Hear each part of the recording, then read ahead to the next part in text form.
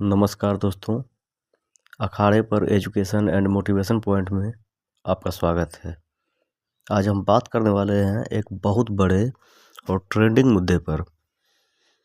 भारत में यूजीसी के 2026 के नए इक्विटी रेगुलेशंस और क्यों इस पर पूरा देश बहस कर रहा है। यूजीसी क्या है? सबसे पहले जान लेते हैं कि यूजीसी क्या है। यूजीसी यानी यूनिवर्सिटी ग्रांट कमीशन भारत की वह संस्था है जो कैंपसों में शिक्षा की गुणवत्ता, मान्यता और नियम कायदे तय करती है। लेकिन आज हम बात करेंगे यूजीसी के नए कानून promotion of equity in higher education institutions regulation 2026 पर, जिसने देश भर में बहस और विरोध को जन्म दिया है। ये नियम 15 जनवरी 2026 से लागू हो चुके हैं और उनका मुख्य उद्देश्य है उच्च शिक्षा संस्थानों में समानता और भेदभाव को रोकना। इन नए नियमों के तहत हर कॉलेज यूनिवर्सिटी में इक्वल अपॉर्चुनिटी सेंटर या इक्विटी सेल्स अनिवार्य होंगे। इक्विटी कमिटीज का गठन होगा। भेदभाव के खिलाफ 24/7 हेल्पलाइन और ग्रेवियंस मैकेनिज्म रखा जाएगा और कार्रवाई के लिए समयबद्ध समाधान तय किया गया है। ये बदलाव पुराने 2012 के नियमों की जगह लेने के लिए किए गए हैं, जिन्हें अब आउटडेटेड माना गया है। यूजीसी का कहना है कि जाति, धर्म, लिंग या बैकग्राउंड के आधार पर भेदभाव की शिकायतों में पिछले 5 साल में काफ़ी वृद्धि हुई है और इसके लिए मजबूत सिस्टम की ज़रूरत है। इन नियमों से मार्जिनलाइज्ड समुदाय को सुरक्षित वातावरण, कंप्लेंट रिसोल्यूशन मैकेनिज्म और समान अवसर मिलेगा, जिससे कैंपसेज में फेयरनेस बढ़ेगी।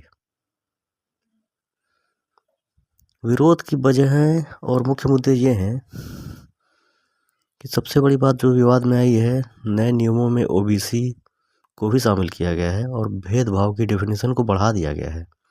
कई लोग मानते हैं कि यह नियम जनरल कैटेगरी के छात्रों और योग्यता आधारित सिस्टम पर प्रभाव डाल सकता है। कहा जा रहा है कि भेदभाव की शिकायत करने वालों के दुरुपयोग की संभावना भी बढ़ सकती है। राजनीतिक और सामाजिक प्रतिक्रिया देखें तो इस बहस में पॉलिटिकल प्रतिक्रिया भी तेज हुई है। कुछ नेताओं ने नियमों का समर्थन किया तो कुछ ने इसे एजुकेशन ऑटोनॉमी पर हमला बताया। साथ ही पुलिस के स्तर पर भी विरोध देखा गया है। एक पीसीएस अफसर ने तो इसे काला कानून कहकर इस्तीफा दे दिया और अब तक सुप्रीम कोर्ट में भी पीआईएल दायर हो चुकी है, जो इन नियमों की कॉन्स्टिट्यूशनल वैलिडिटी पर सवाल उठाता है। कुछ जानकार कहते हैं कि भले ही उद्देश्य इंक्लूसिव कैंपसेस बनाना सही है, लेकिन नियमों को इम्प्लीमेंट करने की जल्दबाजी, अस्पष्टता की कमी और कैंपस ऑटोनॉमी को प्रभावित करना इस कंट्रोवर्सी की जड़ है। कई लोग भय जाहिर करते हैं कि गलत शिकायतों से संस्थानों पर दबाव आ सकता है और मेरिट बेस्ड सिलेक्शन को नुकसान हो सकता है। अब जानते हैं कि ये बदलाव आपके लिए क्यों महत्वपूर्ण है। अगर आप कॉलेज या यूनिवर्सिटी में पढ़ते हैं, चाहे स्टूडेंट हो, टीचर हो, स्टाफ हो, तो इन नियमों से आपको इम्पैक्ट हो सकता है। सभी को कंप्लेंट रिड्रेसल तक इक्वल एक्सेस मिलेगा।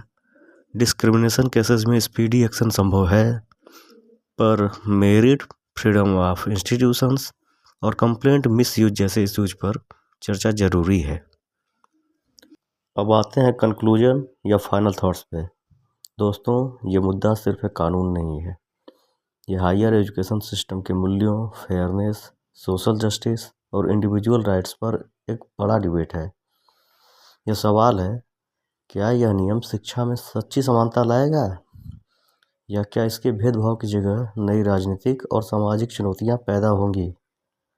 आपका क्या विचार है?